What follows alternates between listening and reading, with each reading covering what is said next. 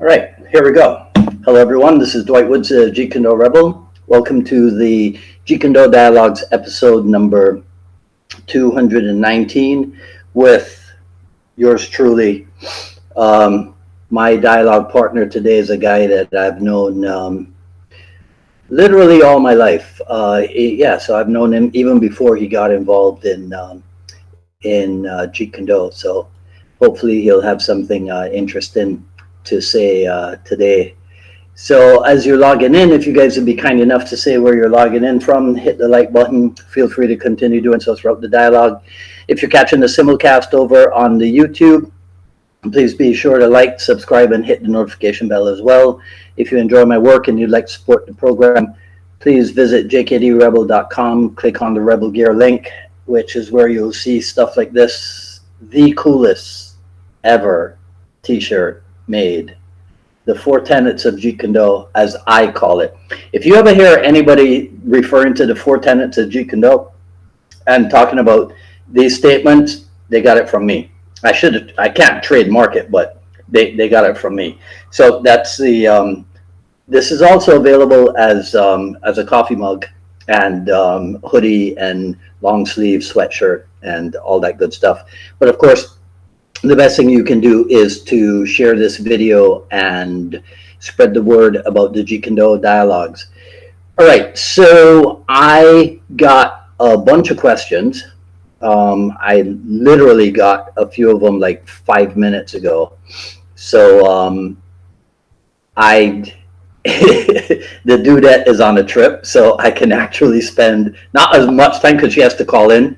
I can spend as much time almost as I want with you guys this evening, so we can see how this goes. So let me just take a quick look here at who is in the house. Number one, all the time, Terry Valor, Jesus Santiago, Russell again, the Russell Dulé from California, and Russell Fuson from Indiana.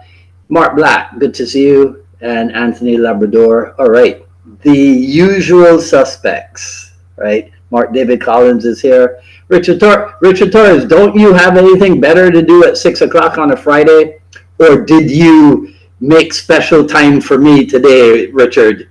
Tony Stokes is here. All right, cool. Okay. All right, so let's get right into it. So Brooks asked if there are any new tools or equipment that I have come across that help me to teach and train Jeet Kune Do. So I can't really say that I've come across anything. Well, no, that's not true. That's not true. It's just that as old school as I am, coming from a time when Sifu Inasano used to have to drag a duffel bag full of focus mitts like everywhere, probably even internationally, simply because that many people didn't own focus mitts as yet. That's like the era that I come from. And so in terms of equipment and what have you, like, there's some stuff that I have seen, Brooks, that I think is pretty interesting, like grappling dummies. Like, I think those are pretty cool, especially as they, Sensei Eric Paulson started with the Motion Master, I think he called it, but that was really just like a slab, with a kind of a human shape to it. But now there are dummies with limbs that you can manipulate and what have you. I think that's pretty cool. There's a thing from Century Martial Arts called the Versus Fight Simulator. So it's like a heavy bag that's sturdy enough for you to pummel, but then you can pummel as in kick, knee, punch, and elbow. But then it's light enough that you can take it down, right, and continue ground and pound with that. So I think that's pretty good because it enables you to go literally from stand-up striking to the takedown to ground fighting. I've seen, including you, Brooks, I've seen people using like maybe not the full wooden dummy, but like pieces of a wooden, like the arm or something, but which is not new. That's been around for a long time. But I think those are really cool for isolating certain techniques. And then Brooks, I've seen you modifying stuff or creating your own pieces, and I think that creativity, where a lot of people have to make do with what is, or what there is, what's available to them. I think that's really insightful. I couldn't find the magazine that showed. It was an article about this is years ago. Sifu Dan's what they call in the Filipino arts the cuerdas, and I think this is one of the first iterations that led to so many tire dummies being created. So his had about 5 tires stacked vertically, and then you'd put metal rods to make sure that they didn't slip around, and then you could put a couple of the rattan staffs in on diagonal angles and then vertical, and so then you were able to hit all the angles of attack, but you could punch it and knee it because it was made out of tires essentially, so you could blend a lot of your striking with your hitting with the stick, but you could also use it for like sweeping and that type of stuff. Not all the way to the ground, of course, because it was too bulky for that. But there's one thing when it comes to equipment that I have seen that I need somebody to explain it to me. There are these like noodles, I think, pool noodles, I think they call it, and I see people now slapping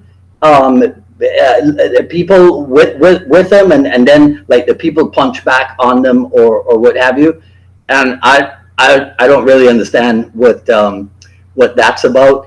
But then one thing I really like to see is the what do you call it, the Thai boxing gear. Like, I mean, in the old days, right? So in the old days, before I came along, there were no Thai pads. That's why when you look at that block and shield, right? The yellow arm pads that you see in Way of the Dragon or what have you, that was like the first iteration. And then in the 1980s, we got exposed to Thai pads, and then the belly pad, as they call it, that came along. And now today we have the Thai pad, the belly pad, and then the thigh pads, right? So that really helps people to develop a flow in their technique and not have to, and like actually target the thigh instead of kicking the thigh pad, right? And you actually can go to the thigh itself. So that's a pretty cool development there in the Thai boxing world, right? So that's all that I could think of, Brooks, in terms of tools and equipment. But I really think that it isn't so much necessarily the equipment. Yes, the equipment helps, especially if you solo train. If you're forced to solo train, then you should have at least a heavy bag or something to hit. But I think if you have at least one training partner, I think people can develop really high levels of skill with just the essential pieces. It doesn't have to be anything necessarily fancy and what have you. I mean, it's cool. Like, I mean, if I show you pictures of my old academy, the amount of equipment that we had. But if you look at a modern school today, so like my friend Marvin Ishmael up in Canada, I think, and I mean, and I guess he's copying Sifu Francis Fong, you know, and Sifu Dan too, because, you know, you got 6 wooden dummies, you got 10 heavy bags and what have you. I mean, that stuff is really cool. But if we're talking about a couple of people that train together, you don't necessarily need all of that. You need a little bit of ingenuity, and you need a lot of heart and dedication to your training, and that's where the skill comes from. Not necessarily all the fancy stuff, but The fancy stuff is so cool, it's not even funny, right? Okay, all right. So Mark asked about. He was wondering how things would have gone if Bruce Lee had not met Jun-Ri, the Taekwondo master. So the little bit that I know about their relationship, I think it was, I think that it was a mutually beneficial relationship because, and this is just my thought on it, Jun-Ri, ever the astute businessman, realized the benefit for him of being associated with Bruce Lee. As a businessman, Jun-Ri was an excellent promoter, right, of Taekwondo and what have you. And I think that it was very similar on Bruce Lee's end as well, that he realized that the benefit of associating with a guy who was so good at promotion.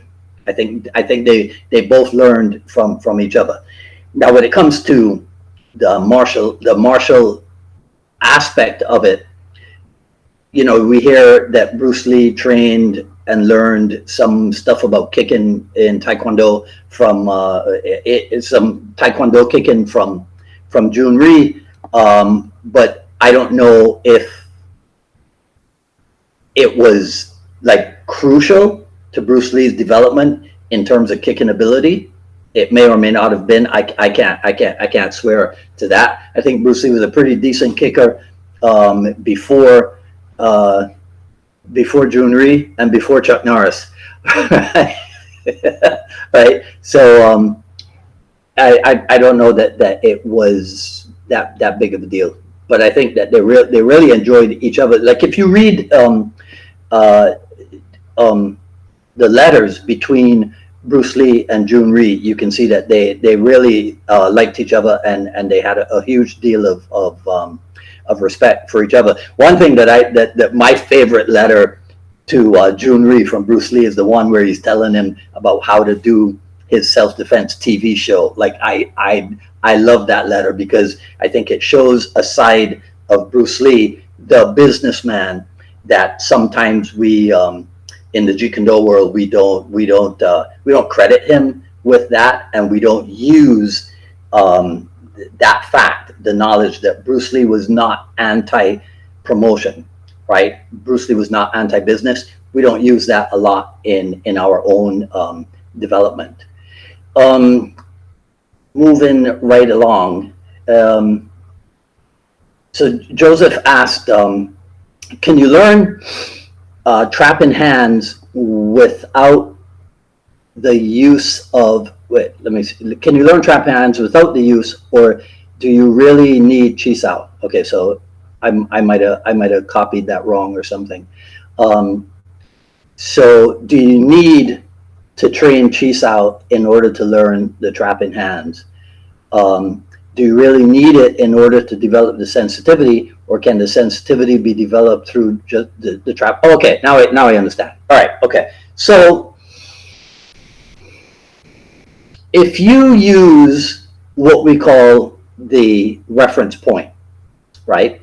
So made famous by Enter the Dragon. So we have the high outside reference point, we have the low outside reference point. If you use that and then you just copy the physical techniques, right? So we go Pak Da Gua Choi, right? And then maybe you go Loi Pak Da Gua Choi, you go Pak Da Gua Choi, you go Bong Sao Lop Sao, right? You can go through the physical techniques of it without ever feeling it. You see? So because you're able to copy the actual physical techniques. But you should train it in a way where, what am I trying to say? So yes, you can learn the trapping hands sequences, the simple ones, the single ones, the compound ones, the combination ones, whatever terminology you want to use for it. You can see them and copy them. and never ever develop any kind of sensitivity, never have that tactile facility. I think in order to develop the sensitivity, you need not specifically Chisao, but you do need some kind of what I call an energy exchange drilling. So you do need some kind of back and forth touching of hands. Whether it comes, it's fun. I don't know if Joe asked this question because of the two videos that I put up of Guru Ted Lukai and Jeff Imada. I put those up last week, right? This taken from his 1988 series, where they show, what the heck was it? What did I put up? I forget. Oh, so, the rolling hands thing and the push hands thing, I think is what I put up. So I think you do need to develop sensitivity, some kind of energy exchange back and forth, almost counter for counter type thing, which is what Chisao is. But I don't know that you specifically need Chisao, because Chisao can be considered specific to Wing Chun. And then so if you're going to train Chisao, you need to train Wing Chun techniques, maybe not, right? But you can learn trapping hands without sensitivity for sure. You can just mimic the motions. Now here's one that I have no idea what the context is, and so I am not able to answer it. Kevin asked, what is the Grail question? Now, I don't know if because he put Grail question in inverted commas, so I'm wondering if he's referring to something that I said in a broadcast or a dialogue or something, but I don't remember calling anything the Grail question. I think the only time that I've used when I use the term Grail in reference to Jeet Kune Do, it's when I say that when I talk about people who consider coming across Jeet Kune Do or coming across Bruce Lee to be synonymous with discovering the Holy Grail. But so I'm not sure, Kevin, what you meant by the Grail question. So if you could do a follow up on that, I can probably answer it in the comments for this dialogue. Billy Badass's brother Bucky asked, what is Kung Fu and why were Americans so amazed at Bruce Lee's demeanor as a result of knowing Kung Fu? So that one's not clear to me either, Bucky. Kung Fu with a G, which was a term that, well, okay, I kind of have to backtrack here because, let's see, the Kung Fu TV series with the K, more people are familiar with that spelling, that pronunciation, than they are with Kung Fu. It's really pretty much us in the Jeet Kune Do world who use the Cantonese pronunciation with the G because of our connection to Bruce Lee. Everybody else uses the K. And essentially the translation of Kung Fu or Kung Fu is not martial arts. That would be more like Kyushu or Wushu. There's no word for word translation. The interpretation into English of Kung Fu is kind of like skill acquired through hard work or something to like that. As far as Americans being amazed at Bruce Lee's demeanor as a result of knowing Kung Fu, I'm not sure. You mean as a result of their knowing Kung Fu, or being amazed at Bruce Lee's demeanor as a result of him knowing Kung Fu? That one I'm not too sure about, Bucky Badass. So you need to clarify that for me. And I'm jumping around here in my notes. Mr. Brown, Mr. Michael Brown asked, can there ever be a standard for Jeet Kune Do with so many with so many so-called Jeet Kune Do practitioners lacking in the basic fundamentals, passing on their subjunctive interpretation of Bruce Lee, subjective, God, Dwight, not subjunctive, subjective interpretation of Bruce Lee's art? Can there ever be a standard for Jeet Kune Do with so many, well,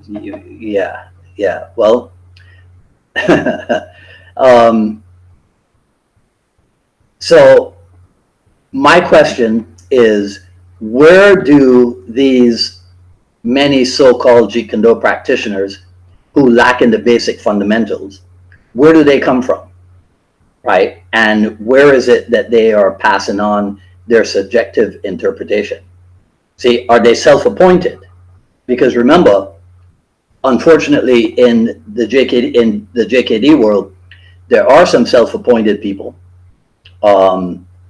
There used to be self-appointed people who actually went out and got the training to make themselves legitimate, but there are some self-appointed people who have not done that, and so they are illegitimate. But we have been living for at least 30 years. We've been living in a world where you can get on the internet and put yourself in front of the whole world, literally, and say whatever it is that you want to say about yourself. So I don't know that there's ever anything that we will be able to do about that in terms of getting rid of those type of people. But I think what we can do more and more of is to put quality Jeet Kune Do stuff out there, be it in the form of video podcasts. In fact, Anthony was telling me earlier today that he said something that that gave me an idea. So I will expand on this in an upcoming broadcast. But it is about how to counter the misinformation that's being put out there, right? And I may have said this before when Joe Rogan was talking to Guy Ritchie, and Guy Ritchie said, well, you pretty much can't avoid being in the game. So if you're going to be in the game, then you should play the game at the highest level that you can. You see, so it's one thing to sit back and B&M about what's wrong with the state of Jeet Kune Do and never do anything about it, right? Other than to B&M, or you can set about doing something about it. You do your own part to right the wrong as you see it. That's always the solution. The solution is always action. You see, especially if you believe that you have a cure, an answer, a response, or whatever. The thing is always it's always action. So, but again, I think we need to identify where is it, because I see, you know what, I won't talk about it now. Okay, so let's, what else is there? So this was actually not for the today's dialogue. This is actually a personal question sent to me by a guy who was interested in starting some training with me here in Miami. So he said that he had gone to my website and that he had seen all the systems. Richard Torres is going to love this. That he had seen all the systems that he had seen, all the systems in which I offer training, right? Yeah. Style hopping, as Richard would call it, right? So, and that's interesting because this guy has zero experience in Jeet Kune Do, and so I was actually glad for that feedback, because then I had an opportunity to explain to him that, and actually, if you read what's said there, there is nothing that says, here's all the arts in which I offer training. It doesn't say that on the website, right? But I think that people unschooled in martial art, if they start reading something, if they start reading information and they see this listed, that listed, whatever, then they could start to think, oh, okay, so that must be all the things that are offered, because it's true, right? There are martial arts schools where if you look at the class schedule, you'll see BJJ at this time, and then Muay Thai at this time, and Kali at this time, and Jeet Kune Do at this time, and whatever. Now, there was a time where at my school, you would see that. You would see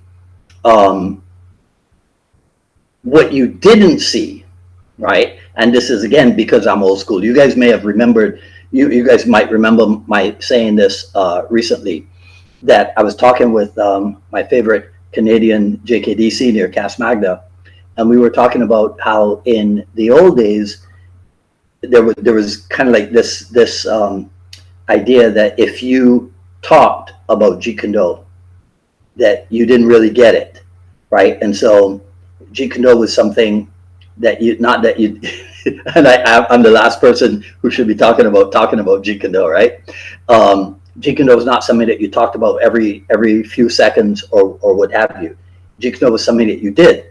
Jeet Kune Do was something that you that you expressed, right? So people could look at you and you know, some would know that they're seeing Jeet Kune Do, others would not, right? It's a little bit esoteric, but hopefully you get what I'm saying. So when this guy mentioned to me, I explained to him that those things that are listed there are simply things that I pursued. I pursued knowledge in those things as part of my Jeet Kune Do journey. You see? And this is the thing that I think a lot of people don't get. The impact and the importance of the personal journey in Jeet Kune Do. Now, one thing that I've heard people saying about this personal journey is that the personal journey is what gives everybody their own version of Jeet Kune Do. And some of you will probably know that I've been on a little bit of a tear about that in recent times, because I do not think that there are different versions of Jeet Kune Do. To me, it's as simple as this. Everybody's an individual, and so everybody is going to do things a little bit differently, right? It's like Sifu Dan makes the analogy of you tell people, okay, you put them in an empty room, and you tell them, okay, decorate it however you want. And you could take twins, right? You could take twin brothers, twin sisters, or a brother and sister, whatever, people who grew up together, and you put them in those two different rooms, and there's no way that they're going to come up with identical furnishings in the room. So Jeet Kune Do is like that. A person's style is individualized, but you could all be on the receiving end of the same training in Jeet Kune Do, but the way you end up moving is not going to be just like your classmates. With the fun, this is an aside. When I was doing those video edits for the Ted Lukai stuff, there was a point, and I didn't even tell him this. I'm talking about this for the first time today. There was a point at which Guru Ted is on screen and he moves, and I swear to you, when he moves, I go, oh look, that's Blaze Lung. Right? Okay. Now, if you know who Blaze is, and if you know his story and his background with Guru Ted, you will not be surprised by that statement. You see? But for a split second, I saw Blaze in how Guru Ted was moving. That's the influence of your instructor. But that doesn't mean that Blaze now ends up with his own version of Jeet Kune Do, right? That Guru Ted ended up with his own version of Jeet Kune Do. I think that's the silliest thing, that there are all these different versions. Now, so part of the discussion was, the discussion came out of the fact that in some places, people put the name of the person in front of Jeet Kune Do. I don't do that. The only name I ever put in front of Jeet Kune Do is Bruce Lee, because Bruce Lee is the founder of Jeet Kune Do.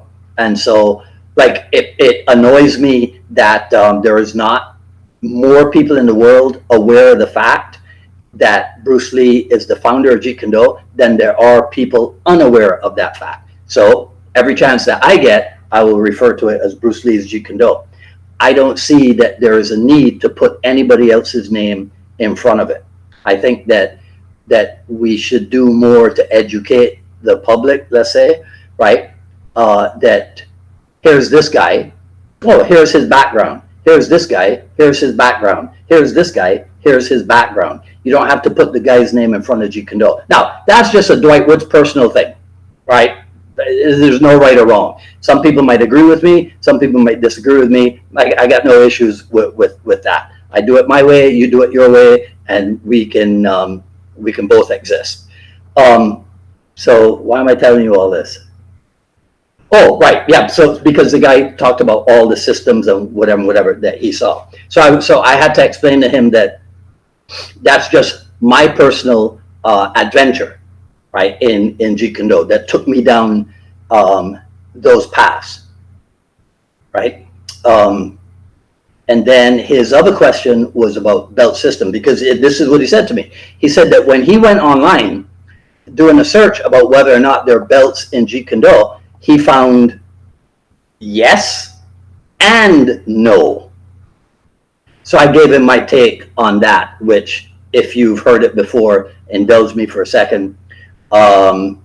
If belts work for you, then more power to you. Well, they might have worked for me. I just had no interest in it. I am very much into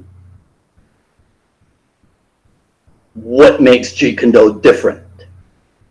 And one of the things that made Jeet Kune Do different was Bruce Lee's approach to the whole belt-in thing.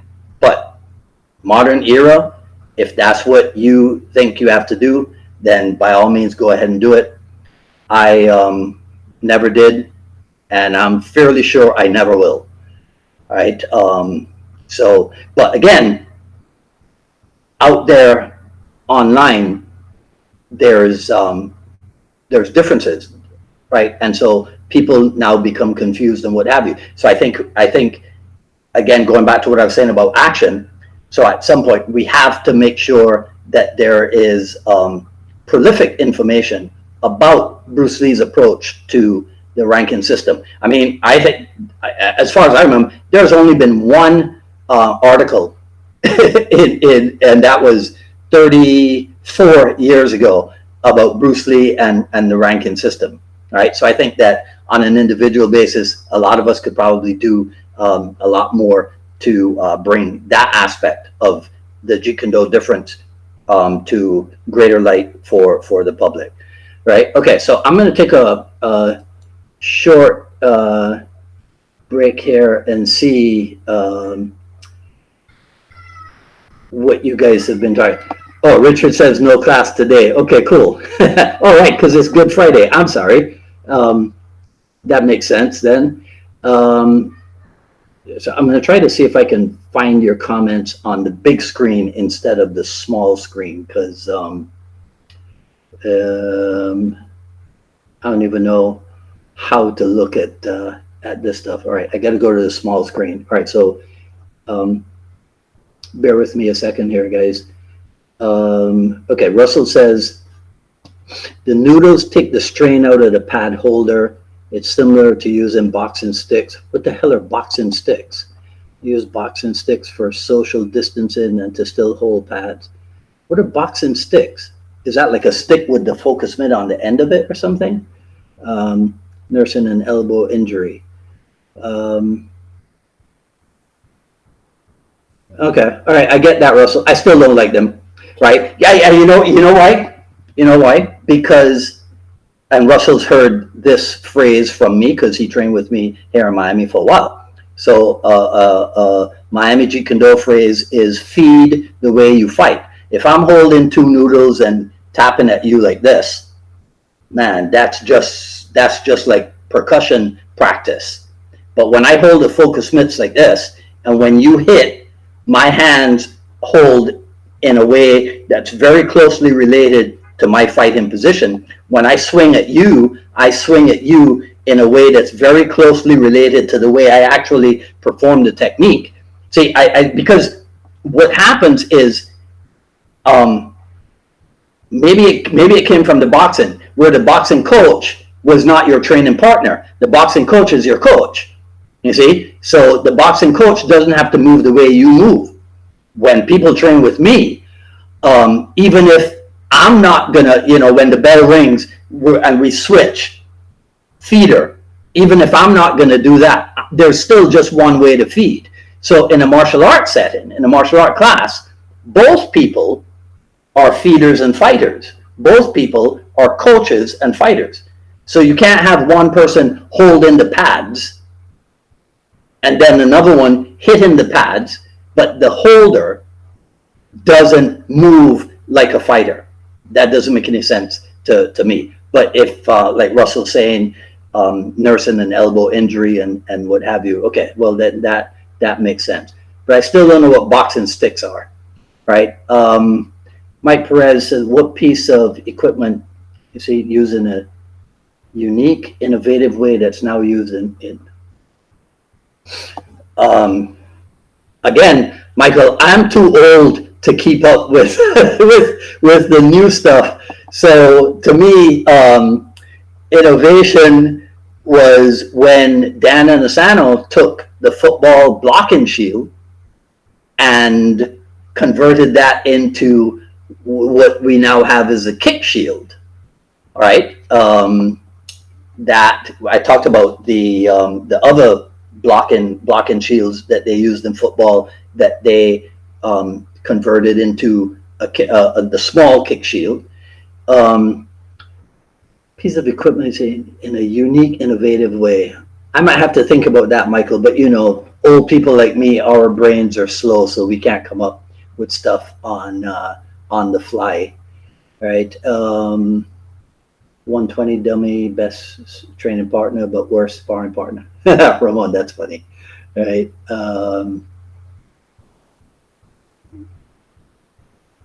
Nico says pummeling. Oh, that must have been when we were talking about energy drills and what have you. Yeah, so pummeling, my understanding of it and the little bit that I have trained in it is, so I should say this. So back in the old days, energy drills, one thing that they were called was generators.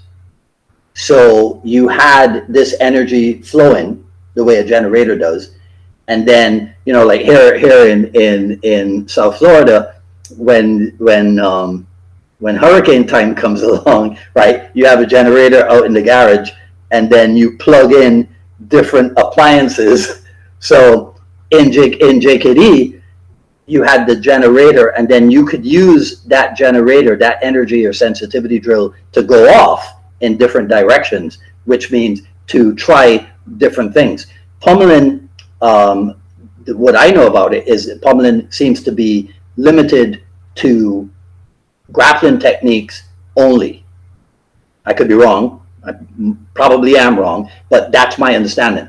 But pummeling would fit into the overall picture. So you might have energy drills that are based on arm to arm contact, and then you move all the way past forearm and elbow and put it into body to body, right? And that's how you get the pummeling going, right? So, but it would still fall into the category of energy and sensitivity, right?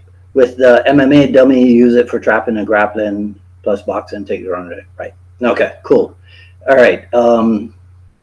Some guys like Chris Kent train in Kali while maintaining Jinfan structure. Others like myself, PFS born and bred. I like that. PFS born and bred. That's a cool statement there, Curtis. Kind of blend empty hands. Why do you think that is? Kind of blend empty hands. Some guys like Chris Kent train in Kali while maintaining Jinfan structure. Kind of blend empty hands. Well, if people in PFS blend empty hands, it's because of Paul Vunak. Paul Vunak would, so I'll tell you a story. So my first experience of Paul Vunak, 1983, instead of him coming out with a couple demonstration partners and doing stuff, he kind of turned it into a workshop. And so I remember this almost like it was yesterday. It started with catching the jab. And then against the cross, so it was like catch the jab and then parry the cross. And then it went catch, and the parry then became associated with the inward gunting. And then it was catch, inward gunting, right? Trap and back fist. And then it was catch, parry, trap and back fist, elbow. And then it was catch, parry, trap and back fist, elbow, back fist again, or whatever, right? And then at some point, that whole thing became gunting to back fist to lock the back fist, right?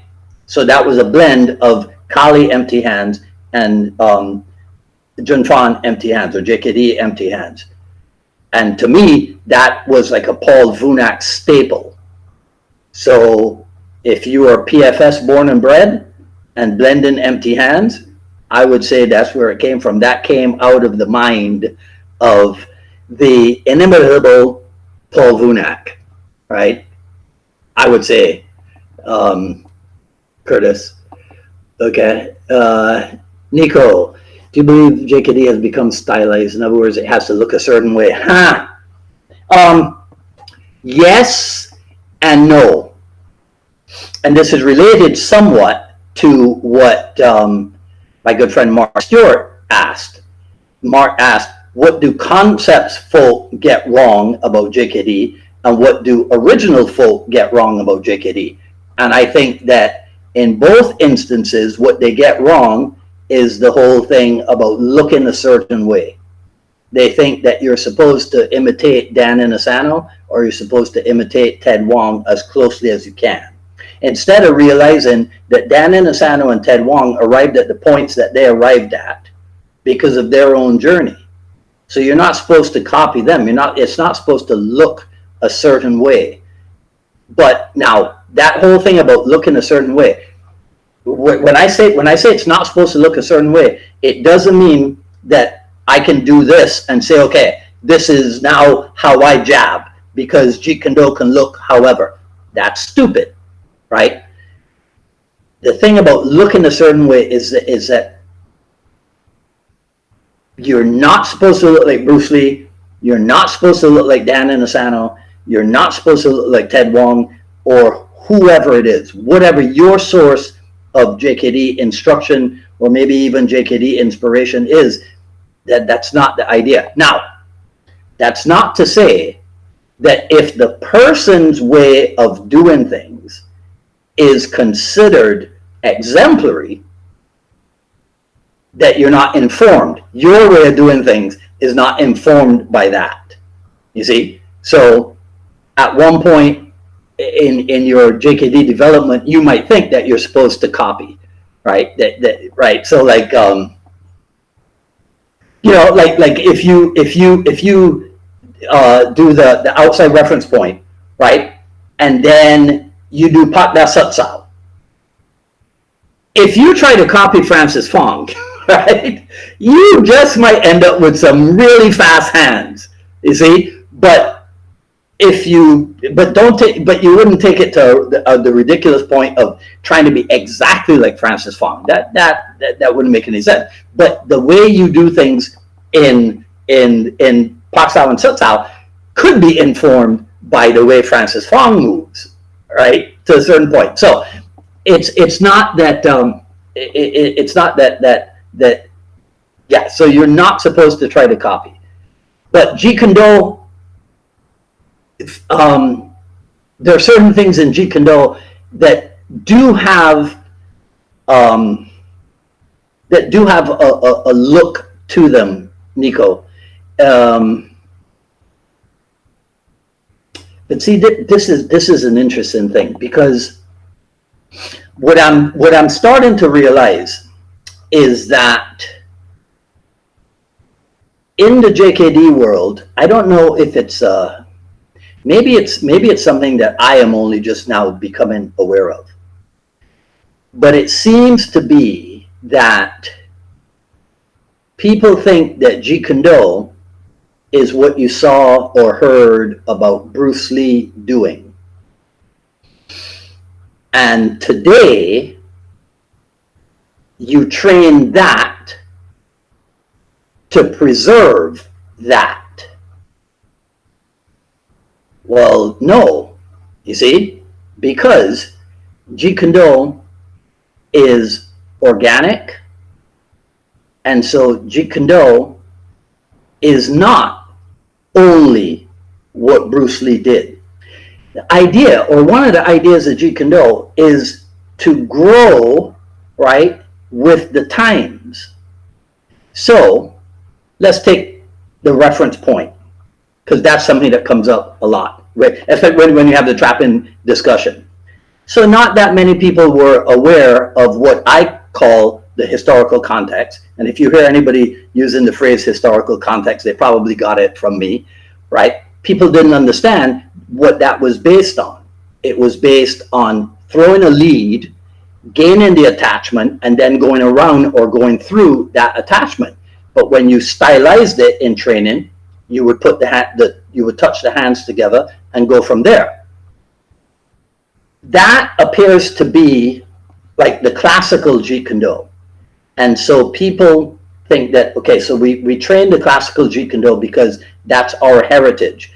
But when it comes to being functional in the 21st century, it's not that stuff. It's something else. As opposed to understanding the principle behind trapping hands and determining the efficacy of trapping hands, where it fits in, when it fits in, how it fits in. So you'd have to make the decision whether or not trapping hands is something that you're going to ditch or not ditch, because as we know, it's reported that Bruce Lee in latter stage Jeet Kune Do moved away a little bit from the trapping hand stuff and did a whole lot of more mobility and striking stuff, whatever, right? I don't know. I still don't know exactly what to make of that. So if you determine that immobilization attack is still an efficient way of doing things, then you have to make sure that Jeet Kune Do training would require that you fit in with the way things are today. So it's not like, okay, when I do preservation art, I train that Jeet Kune Do stuff, but then I drop that completely, and now when I train in functional stuff, it has nothing to do with that. That seems to be a direction in which people are going, and that is whoa incorrect. Jeet Kune Do, to paraphrase Bruce Lee, to change with change is to change a state. Bruce Lee evolved during his lifetime concurrent with what was going on in his era. Therefore, his art, right? If you follow the path that he blazed, Jeet Kune Do continues to evolve with the current era. It's not a thing to be preserved as such. You can preserve certain aspects of it, right? Here's how they did it back in the old days. But you better be saying right after that, and here's how it's evolved into the new age, whether it was necessary for it to evolve or not, right? So who was I talking to about weaponry? Now I can't remember. Like I said, getting old. So anyhow, so yes, to a certain extent, Nico, JKD started becoming stylized a long time ago. And there are people, look, I should finish a statement, shouldn't I? Started becoming stylized a long time ago. And it's part, we could call that part of what Chris Kent calls the JKD identity crisis, right? I'll just say this last thing. Annoys me when I see young people, and Nico, you're not guilty of this, when I see young people kicking the way that Dan Inosanto kicks. Dan Inosanto is going to be 86 years old, right? So if you have been watching him kick for the past 15 years, right? If you've been watching Dan Inosanto, the way he moves and kicks since he was age 70, and you're copying that, then no, you need to go further back into the days of Jeet Kune Do and understand what kick delivery system should look like. You don't look at Dan Inosanto and go, okay, I'm going to move the way this 70-year-old man is moving. Now, I can understand if somebody think, oh, well, it's Dan Inosanto. He moves this way. He's Bruce Lee's premier disciple. I'll move that way. But no, something's missing. Something is missing in your understanding of what Jeet Kune Do is or what it should be. How much influence did, oh man, so we have talked about this, the influence of Jiddu Krishnamurti on Bruce Lee's thinking. Now, Krishnamurti, Bohemian dialogue, be helpful in exploring and presenting JKD. I have no idea what Krishnamurti Bohemian dialogue might be, so I can't tell you. In terms of how much influence, yes, there are people who and there are people infinitely more qualified than I am to talk about this. There is an I Love Jeet Kune Do broadcast where we went into this a little bit. So Al, I will send you a link to that. But in a nutshell, how much influence? A ton, right? It's and Richard Torres could verify this. It is what led Bruce Lee to the whole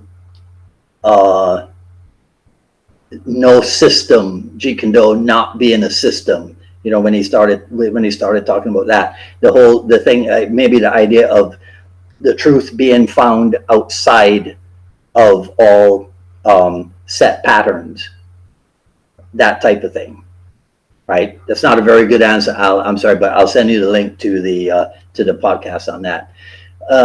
Curtis again says, I see Chris Kent Guy's work, Kali, as a separate curriculum.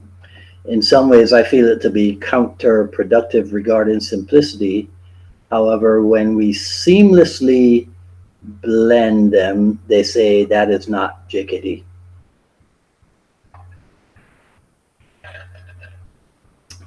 Well, Kali is not JKD. JKD is not Kali. Now, can there be aspects of them that fit well together? And can you use one to help you improve the other? Yes. And might you do something and then somebody says, hey, what was that you just did? It worked pretty well. And then you stop and you think, and you go, oh, well, 20% of it was from Kali, and then the other 80% was from JKD or something like that. That could happen. But I think that when you see people when you see people having a separate curriculum, so it's like, this is my Jeet Kune Do class, this is my Kali class. What you might not see, because I know that because you didn't see it, it snuck its way in, because I had a way of sneaking it in, because our weekend classes were called review class. Today they're called review and refine class. But and it was a mixed level class. So that's how I was able to keep the lesser rank, the lower ranked students excited, because they got a glimpse of what was coming their way. And it was always explained to them, see, oh, you think this stuff is cool, but you can't do it. Why can't you do it? You can't do it because you haven't put the same amount of time in that your seniors have put in. So what's the answer to getting to the point where you can do the cool stuff that you see your seniors doing? Oh, you stick around and you train. Like it says on one of Cass Magda's shirts, right? Show up, don't quit. It's as simple as that. So those classes were where things happened. So it wasn't separate. During the week, separate, or whatever. On the weekend, go. What happens, happens. And it's based then on the things that you developed one at a time or in separate classes. And that's the problem. See, if you don't have, as a Jeet Kune Do instructor, if you want people to train in Kali, you want people to train, let's pick 3 arts. You want people to train in Kali, you want people to train in Muay Thai, you want people to train in, and I'll say Jinfan in order to explain this. You want people to train in those things. Muay Thai, like for us, why did we have a Muay Thai program? Well, one, there were people who were only interested in Muay Thai. They were not interested in Jeet Kune Do or Kali. They were only interested in Muay Thai. So I wanted to be able to offer that to them. But 2, Muay Thai is an excellent cardiovascular conditioner, right? And so you put that in because you want everybody to have a fitness level.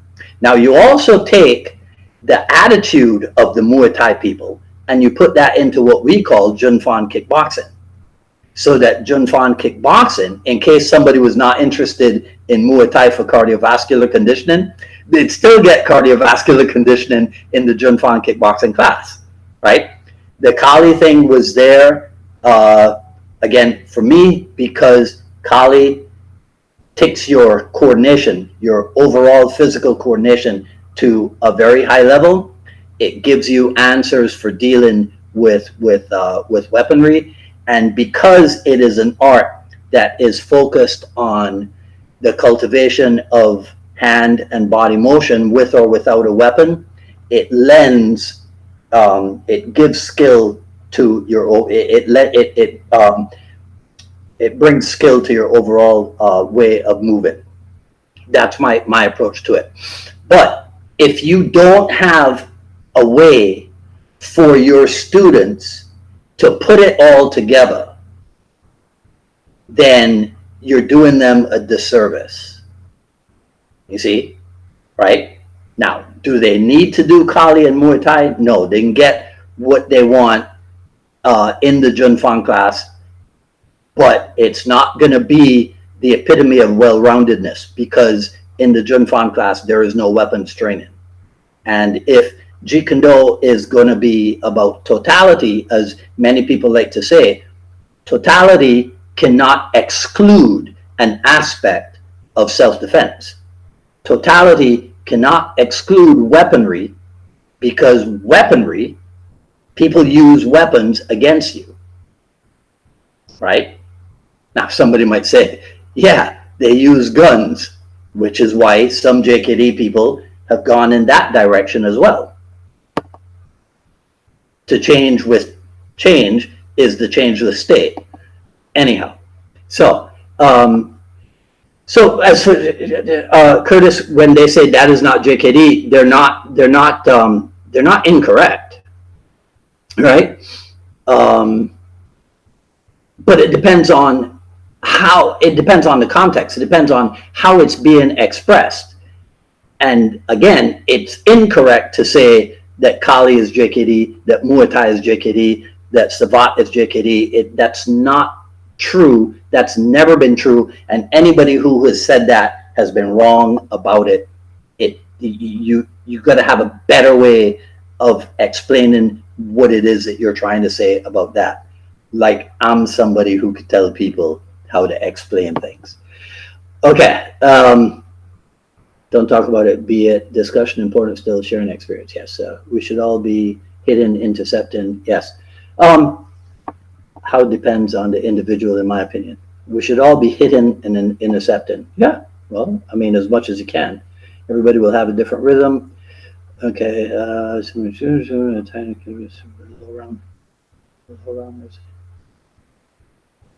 well, it depends on the situation. Okay, so I don't think there is any more questions in here. All right, people are going off on okay. Lee Arroyo. What's your take on the crispy versus uncrispy mechanics mentioned in the Tao? If I'm not mistaken, Bruce listed uncrispy power in the pro columns of several arts. Well, let's see. Again, since I didn't train with Bruce Lee, right? Crispy to me means sharp, right? So there's certain ways of moving. Crispy, sharp, snappy, refined, that type of stuff. That's my take on what crispy is. Now, so it's like power, right? So there can be like a whipping power, right? Like a snapping power, and then there can be like this deep penetrative power, which might be a little bit slower. So crispy and uncrispy might refer to delivery speed, perhaps, Lee, right? I'm not the in-depth scholar of the Tao, right? Like other people might be. Wink, wink. So those things. That's my take on it, as refined as that might have been, right? Many believe they have to look like Bruce Lee. Yeah, maybe they do. Maybe they don't. Okay, so I can't find.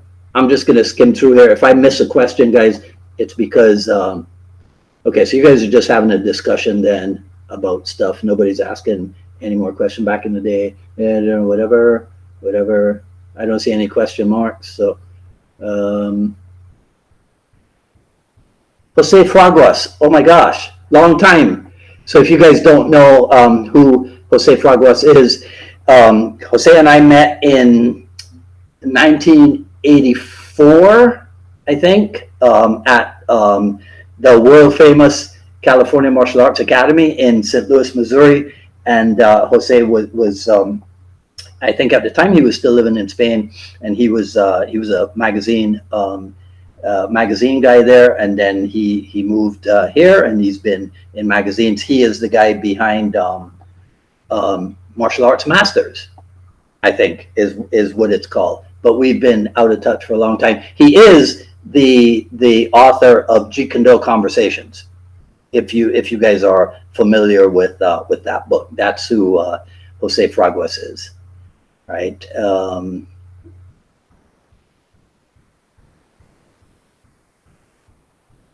Okay, so you guys are having your own discussion here.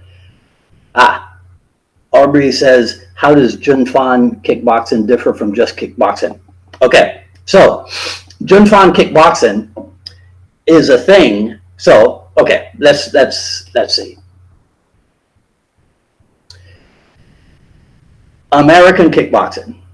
American kickboxing is a thing that grew out of a more, let's call it, relaxed way of kicking, not quite like karate kicking, blended with boxing hands.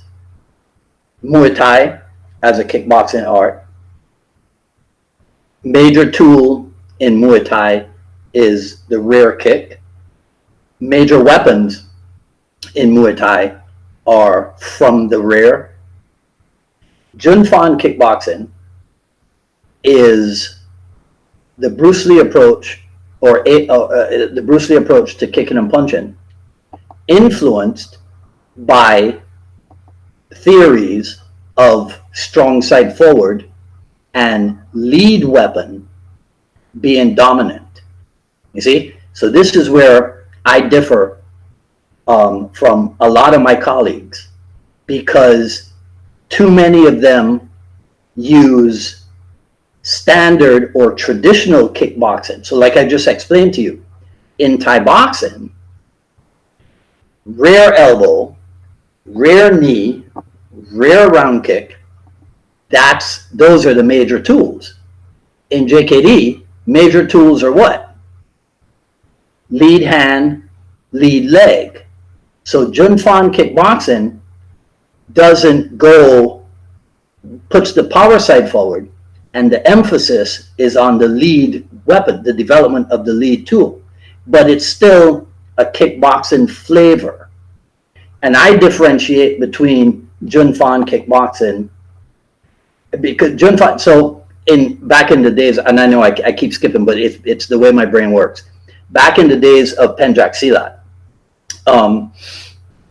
the mother art, so to speak, was Sarak. And things like Bukti Nagara, Tongkat,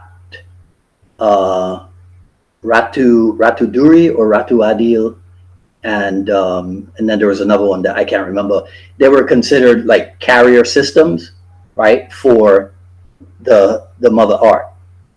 So to me, Jinfan kickboxing this is how I broke it down at my school. Jinfan kickboxing is entry level Jeet Kune Do, because you have to develop impeccable control over your own center of gravity. So you learn to develop impeccable control over your own center of gravity by kicking and punching, by moving around dynamically. It sets a base level of fitness, because if you're pumping the four limbs, the arms and the legs, it is similar to going out there and doing some road work. So to establish a base level, right, of fitness, kickboxing is entry level. Plus two, everybody knows what a kick is. Everybody knows what a punch is. So you start people with what they know, with what they're familiar with, and you build from there. Jinfan Kung Fu is now, if we're going up the skill ladder, right? So we have kicking, we have punching, we have trapping, we have grappling. So Jinfan Kung Fu now has a Wing Chun influence, and that's where the skill, such like trapping, would be introduced, right? And so it's just levels of development taking you to the ultimate level, which is Jeet Kune Do. So that's how Jinfan kickboxing differs from regular kickboxing. So when you see people working a lot of stuff and they go cross, hook, cross, and they don't realize that they could have gone with the lead hand first before the cross, then they're not applying JKD principle and theory to their kickboxing.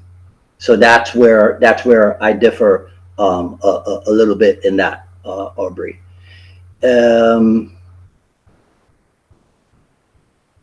So it has nothing to do with chicken wings. Lee. Oh, crispy. Oh, man. Did I fall for that? Lee, that's pretty good. That's pretty good. All right. Terry says, if you do Chi Sao, should you include weapons like knife and pummeling? My good friend Sean Rudy, I watched the video, but I only watched it once. It's actually something I would have to go back to. But Sean does a thing about using the dagger in Wing Chun. I think in the Bong Sao Lap Sao drill or something. So it would be interesting, Terry, to put the knife in. Now, so we're talking about CMAA 1984 when Jose Fraguas and I met. In 1984, I'm pretty sure it was 84. I could be wrong. It might have been 85. But there was a time where in order to show how things worked in concert or in conjunction with each other, in demonstration, right, you could go from harmonious spring to danchi to hubud to chi sao to rolling hands and back and forth or whatever, right? So pummeling could be put in there, right? So it's like in the stick work, Terry, where we can go from largamano, then go to tabon, and then go from tabon to puño, and you know, the whole break out, break in, break up, break down stuff, right? So I could see somebody starting out here at Chi Sao range, right? And moving into pummeling and then coming all the way back out. It would be an interesting thing to do. It and if people experimented with it and found out that it delivered something in terms of efficiency, then more power to them. So yeah, so you could include weapons and pummeling. All right. Jose says it was 1984. Okay. All right. Okay. So that's everything from the comments. All right. Let me just make sure that okay. That might be the dudette telling me it's time to get off the machine. Just wondering, can't really, okay. I think that's everything. I think I covered, yeah, all right. So I'll just say one more thing, because I'm looking at my notes here, right? That both seem to think that copying, but yeah, all right. So I'm just going to tell you this again. I was thinking about this the other day. Most of you guys are probably too young to have seen or to have like received your copy of your subscription. But it was years ago, and I'm pretty sure it was in Inside Kung Fu that they used to do a thing like Ask the Masters. So they'd have like 5 guys and they would ask them a question about whatever. All right, I'll tell you 2 stories about this.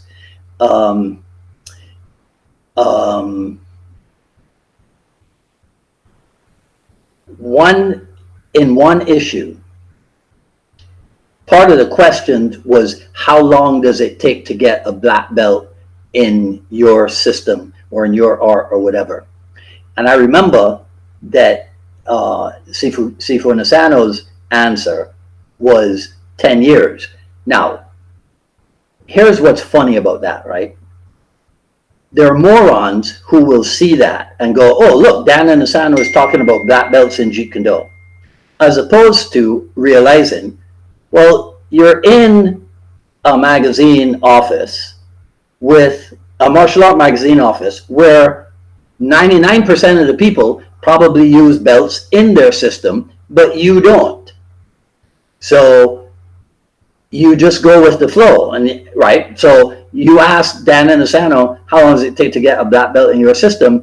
When Dan Nasano says 10 years, what he's saying is that with us in the JKD clan, it takes about 10 years to get to a rudimentary level of understanding, right? See, because here's another thing that people used to say about Jeet Kune Do back in the 80s when Jose Fraguas and I met, that Jeet Kune Do was like a university graduate course, right? And you guys have heard the stories about black belts that would come to the Kali Academy and get their butts handed to them by people who had been training at the Kali Academy for 6 months, right? Why? Because back then, what was being done at the Kali Academy was based on practicality and functionality.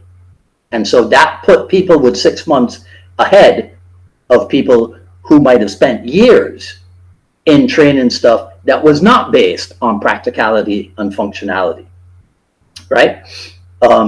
So that was one thing I wanted to tell you.